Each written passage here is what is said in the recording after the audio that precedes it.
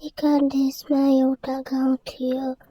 त्यो गाउँमा एकजना किसान बस्ने गर्थ्यो। ऊ गरिब थियो। ऊ खेती किसानी गरेर जङ्गलमा घाँस दाउरा गरेर आफ्नो जीविकोपार्जन गर्थ्यो। एक दिन ऊ सधैँ चाहिँ जङ्गलतिर गयो। जङ्गलतिर जाँदा उसले एउटा हाँस रुखमुनि बसिरहेको थियो। हाँस घाइते भएको रहेछ। त्यसपछि उसले हाँसलाई उपचार गर्न थाल्यो। उपचार गरेर केही दिनमै हाँस निको भयो। उसले हाँसलाई घरमा लग्यो। हाँस पनि खुसी भएर उसलाई सधैँ एउटा सुनको अन्डा दिने बाचा गर्यो। किसान धेरै खुसी भयो। भने जस्तै गरी हाँसले उसलाई दिनकै एउटा सुनको अन्डा दिन थाल्यो।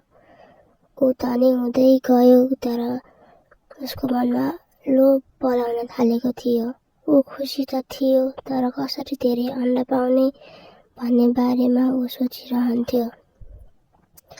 हाँसले जहिले जसरी नै सुनको अन्डा दिँदै गयो, ऊ धनी हुँदै गयो। यसरी नै उसको जिन्दगी खुसीमय भइरहेको थियो। दिनकै सुनको अन्डा दिँदाखेरि किसान पनि एकदमै खुसी र दङ्ग थियो। उसको मन हर्षले भरिएको थियो। ऊ कहिले नाच्थ्यो, कहिले हाँस्थ्यो, रमाइरहेको थियो। उसको जिन्दगी बितिरहेको थियो। हाँसले पनि सधैँ चाहिँ अन्डा दिँदै गइरहेको थियो।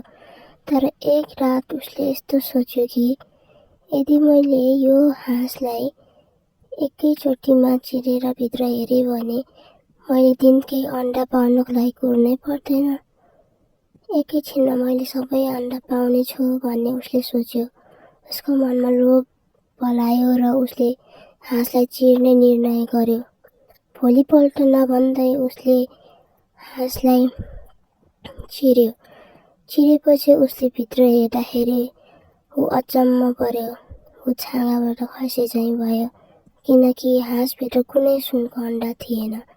त्यो एउटा चमत्कारी हाँस थियो जसले हाँसको अन्डा पार्थ्यो, तर भित्र भने थिएन। ऊ एकदमै दुखी भयो। उसले कमाएको सम्पत्तिहरू पनि सबै गयो, जुन हाँसको अन्डाको कारणले आएको थियो।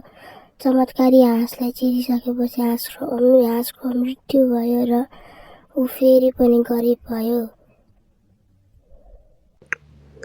यो कथाबाट हामीले के सिक्न सक्छौँ भने लोभ गर्नु राम्रो कुरा होइन। लोभले मान्छेलाई धेरै नराम्रो गर्छ। आफूसँग जे छ त्यसमै सन्तुष्ट हुन सिक्नुपर्छ। लोभ गर्नाले भएको पनि गुम्ने सम्भावना हुन्छ र झन् दुखी भइन्छ।